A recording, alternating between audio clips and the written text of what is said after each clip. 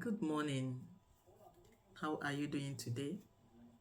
Today we are talking about an article of worship. In case if today is the first time you're coming across my video, I would like you to go and watch the two previous videos where I said that you should not combine Christianity, paganism, and traditionalism. And the second one, it takes power and authority to issue a decree. Today is the last one and the grand finals. And today we are talking about an article of worship. An article of worship is just like an object of sacrifice. It could be in form of a living sacrifice, and it could be in form of non-living sacrifice. Right from the time of creation, when man fell, God has designed a sacrifice to do two things. One, to cover sin, and secondly, as a thanksgiving. That is why you could see things like peace offering, sin offering, guilt offering, thanks offering, and tithe offering.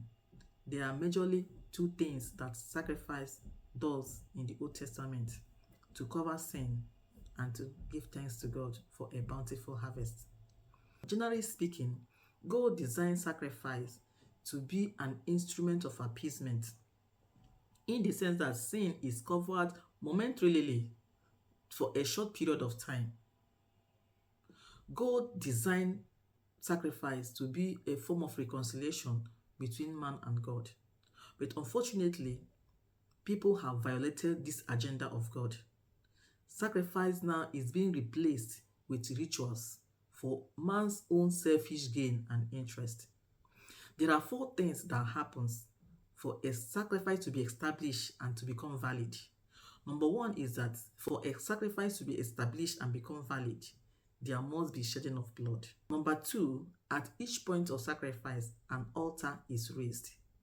Number three, at each point of sacrifice, a covenant is established.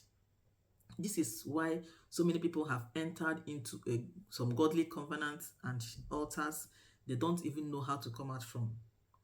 Finally, for a sacrifice to be validated, the priest bearing the sacrifice and the article of sacrifice should appear clean and without blemish. What it means is that the one bearing the sacrifice should come clean without sin. You can bear with me that there is no one in this face of the earth that is without sin. The Bible says that for all have sinned and come short of the glory of God. So it is difficult to find a man. This last one poses a serious limitation on a mortal man, because a mortal man is guilty as charged. He is a sinner right from birth. So a mortal man cannot continue to bear an article of worship where he himself is full of iniquity.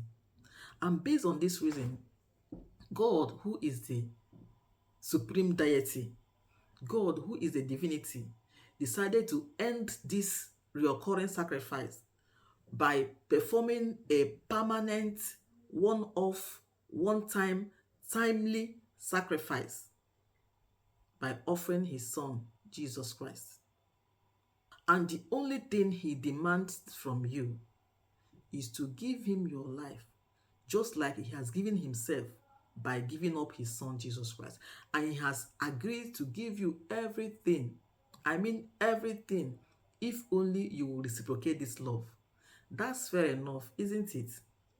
Even you would want people to reciprocate your kind gesture towards them. The greatest sacrifice you can give to God is that one that comes from within with a clear and genuine intention. Thank you for coming my way, and see you in my next one.